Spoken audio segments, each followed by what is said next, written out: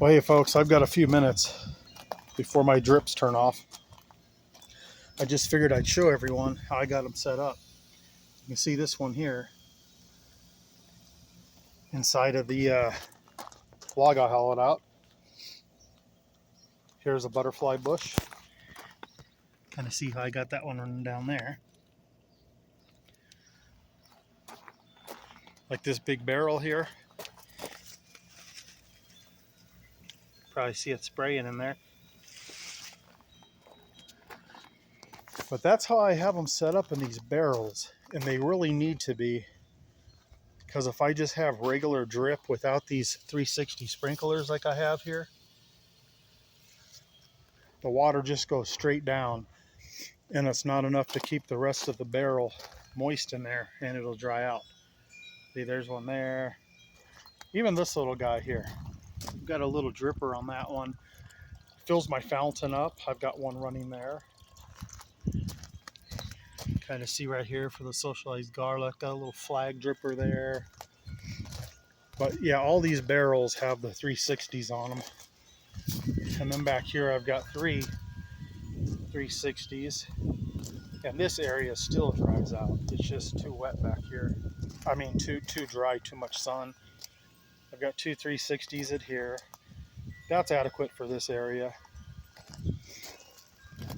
Yeah, everything I've got back here, everything is on drip. Here's my chocolate mint.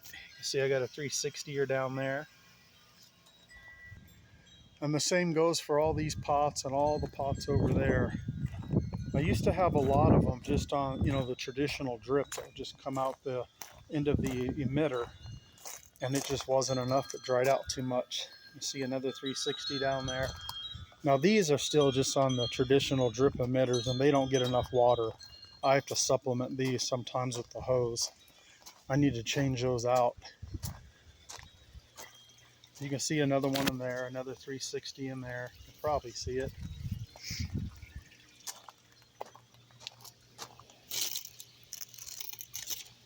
Yeah, all of these. So that's how I have to have my drip set up back here. Because if I don't, it's just too hot. When we get up to 100, all the way up to 105 degrees some days in the summer.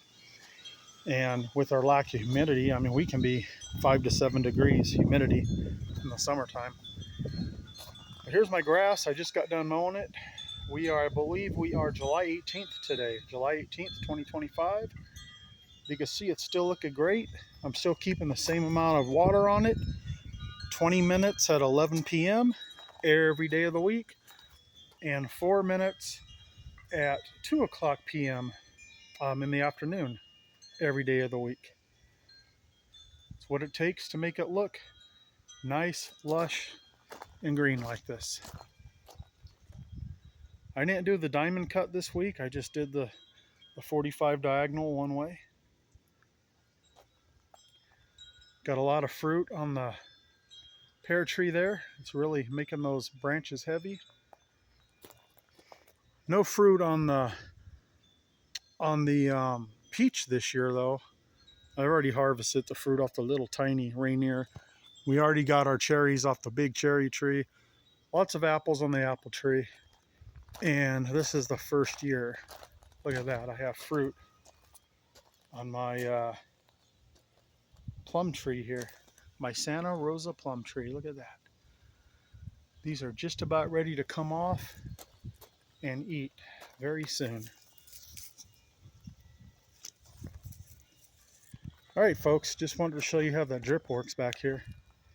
Up here in the Nevada high desert, where there's hardly any measurable humidity. Oh, there went a beautiful swallowtail butterfly. I don't know if you could see it, the yellow one there. My first station here in the grass will be coming on any minute. Check out these huge sunflowers here.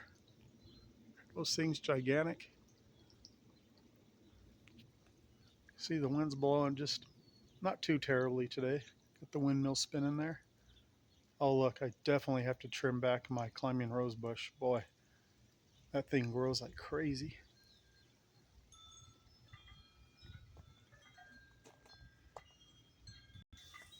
Here we go. My sprinklers are just now turning on. You can hear the air being purged from them. They get their 4-minute soaking at 2 p.m. On this station, most of them are gear-driven sprinklers. Not all, but 4 of them are.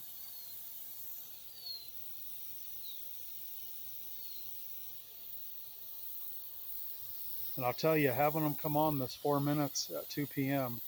really helps the grass from drying out and browning out in the middle of the day. It's just enough to keep it nice and green. All right, folks, thanks for watching. Catch you next time from the high desert of Nevada.